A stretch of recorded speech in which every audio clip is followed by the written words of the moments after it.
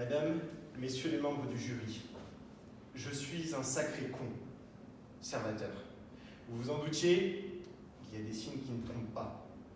Quand vous m'avez vu arriver, veste bleue et pantalon beige, vous vous êtes dit, c'est sûr, celui-là, en plus d'être conservateur, il est conspirationniste. Non, je suis désolé, cher jury, mais non. Je ne pense pas que parce que je suis vacciné, une antenne 5G va me pousser dans l'oreille. Ce dont je suis sûr, c'est que je suis convaincu que j'aime raconter des histoires. Alors, je vais vous en raconter une très courte. Celle de l'origine des cons. Des cons qui se croyaient uniques en leur genre. L'histoire du premier con est bien différente de celle que l'on imagine. Au confluent de l'urètre et de la vulve se trouve une zone peu connue des hommes. C'est là que le con a élu domicile. Après une vie viciée de débauche, où il raconte les scènes intimes, le circoncis familier décida de changer de carrière. Voilà qui voulait représenter la blondasse au téléphone et la belle tête de vainqueur. Alors, il changea. Certains veulent défendre la veuve et l'orphelin, lui se fit l'avocat des gens simples d'esprit et des Parisiens. À chaque fois qu'il était appelé, il était comme une baffe qui couche son adversaire, lui faisant tomber quelques dents au passage. Tant et si bien que l'on l'appela bientôt le condescendant. Mais une fois de plus, à force de blesser ses adversaires, il finit par s'ennuyer. Et bientôt, il eut cette idée à la con. Cette idée de se marier. Se marier. Mais avec qui? C'est sur l'humanité qu'il a jeté son dévolu. Avec elle, c'était le grand amour. Et par un beau jour, ils se marièrent et les gens devinrent cons. La fidélité fut la seule invitée au mariage. C'est peut-être ce qui explique que, aujourd'hui encore, leur relation dure et qu'elle est si fertile. Mais vous le savez, comme les conneries, c'est comme les impôts, on finit toujours par les payer. Un beau jour, ça a dérapé. Et aujourd'hui, on est près de 8 milliards de cons. Alors, certains présidents ont bien essayé des choses, lancé des actions. Eh ben, casse-toi alors, pauvre con. Mais regardez le résultat, ça n'a pas vraiment marché. Mais je suis sûr que ça peut changer.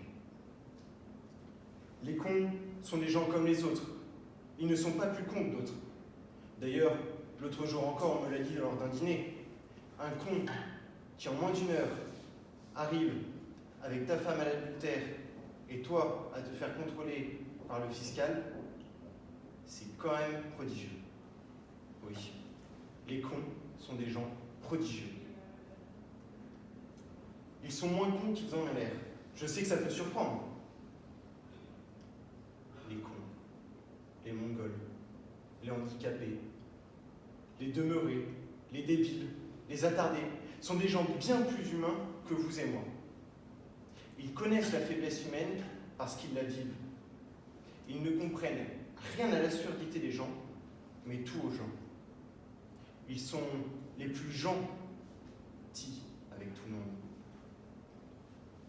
Les cons, les crétins, les idiots, les bouffons sont des gens bien plus drôles que toutes vos vidéos compilations de chats qui tombent. Ils racontent la drôlerie humaine parce qu'ils la vivent. Ils ne connaissent pas les limites de l'humour, mais racontent l'humour limite. Et pourtant, ils sont gens d'armes avec leurs propos. Vous l'aurez compris, il faut prendre les cons pour des gens, parce qu'ils sont comme ces derniers, mais en mieux. Alors, puisque je suis ici pour prêcher pour ma paroisse, vous persuader avant ma péroraison, il me faut prôner la philanthropie. Cher jury, soyez charitables envers les cons. Ils sont bien plus sympathiques que ce qu'on le veut vous faire croire. Les cons, ce n'est pas juste ces gens qui vous bousculent dans le métro parisien. Dans le Midi, le con est roi. Il est l'invité de tous les repas, de toutes les phrases, de tous les matchs de rugby et des apéros ensoleillés.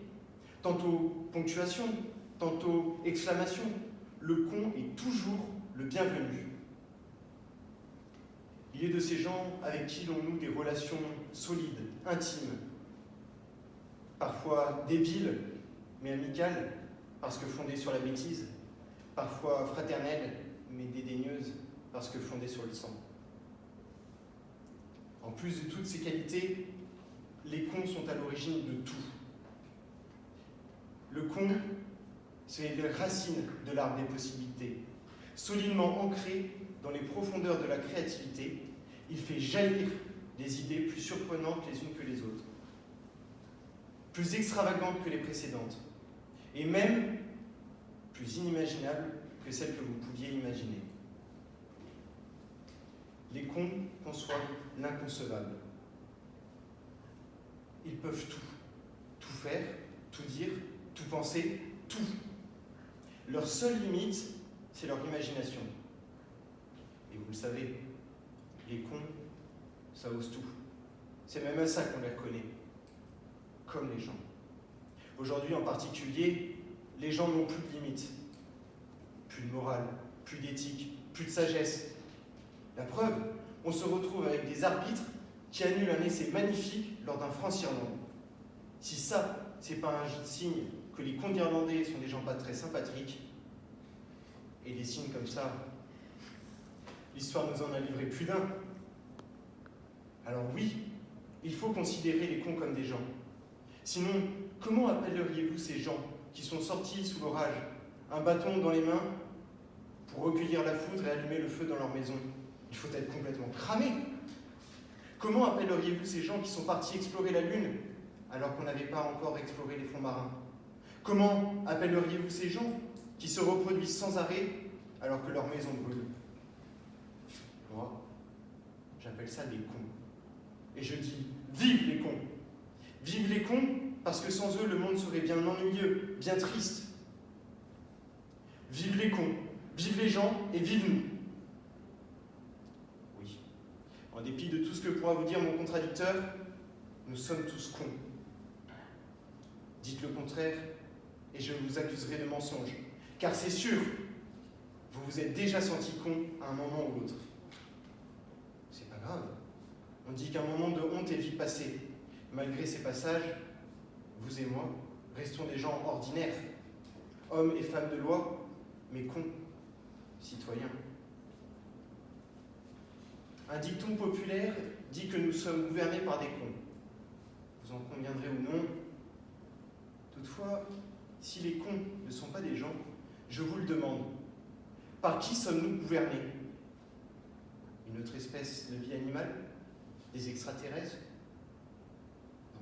Je vous l'ai dit, je ne suis pas complotiste, et je crois fermement que les cons sont des gens. Alors, ne soyez pas convaincus de ce qu'on vous raconte. Soyez plutôt comme ces jansénites qui disaient « J'en veux pas de votre gentillesse et de votre changement. » Et moi, je resterai comme un vieux con, confiné, considérant ses convictions avec une consternante condescendance, conscient d'être trop confiant, mais pas assez compatissant pour le comprendre. Cher jury, un jour viendra peut-être où, comme les gens, je changerai d'avis comme de chaussettes.